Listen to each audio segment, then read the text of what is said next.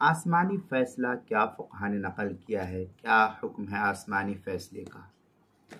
انسان کی مادی ضرورتوں کا تعلق مادی چیزوں سے ہے، اور اللہ کا فیصلہ یہ ہے کہ مادی اسباب اور وسائل تمام انسانوں میں برابر تقسیم نہ کیے جائیں، بلکہ کچھ لوگوں کو زندگی کے وسائل اور اسباب معاش اس قدر فراوانی سے دیے جائیں کہ ان کی ضرورت زندگی سے بہت زیادہ ہو، اور ہو بھی رہا ہے ایسے ہی، اور کچھ لوگوں کو اسباب معاش میں سے اتنا کم حصہ ملے کہ وہ اپنی روزانے کی ضروریات بھی آسانی سے پوری نہ کر سکے۔ چنانچہ قرآن مقدس اس کا صاف الفاظ میں تذکرہ کرتے ہوئے کہتا ہے، نحن قسمنا بینہم معیشتہم فی الحیات الدنیا۔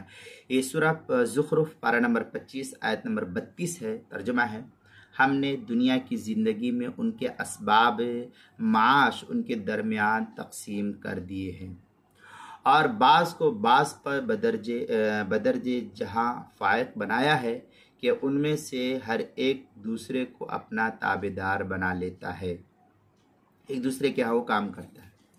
اب دنیا کا نظم و نسق قائم رکھنے اور توازن کو برقرار رکھنے کے لیے تفاوت بالکل عین انسانی فطرت کی ضرورت ہے، ورنہ نظام عالم پھر چل نہیں سکے گا اور درہم برہم ہو کر کے رہ جائے گا۔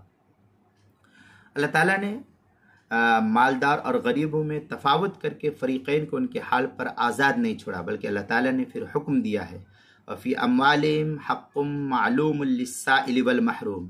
اس سورہ معارج پارہ نمبر 29 آیت نمبر 24 ہے۔ ترجمہ ہے اس کا کہ ان کے مالوں میں مانگنے والے اور محروم لوگوں کے لیے حصہ مقرر ہے۔ کس کو دینے کے لیے کہا ہے؟ یعنی مالداروں کے مالوں میں فقیر، غریب، مسکین کا حصہ مقرر اللہ تعالیٰ نے کیا ہے۔ جو مالدار فقیروں کا حصہ ان کو نہیں دیتا وہ غاصب اور ظالم شمار کیا گیا ہے۔ تو یہ انسانی فطرت کے عین مطابق اللہ تعالیٰ نے انسان کو جو ہے آسمانی فیصلہ کیا ہے کہ کس کو مالدار بنانا ہے، کس کو غریب بنانا ہے، اس لیے اللہ کی تقسیم پر ہم کو راضی رہنا چاہیے۔ چنانچہ یہ تفصیل جو ہے زکوٰۃ کے مسائل کا انسائکلوپیڈیا، اس کے حروف تہجی الف، عنوان ہے آسمانی فیصلہ، صفحہ 47 اور صفحہ 48 پر اس کو نقل کیا ہے، وہاں دیکھ سکتے ہیں۔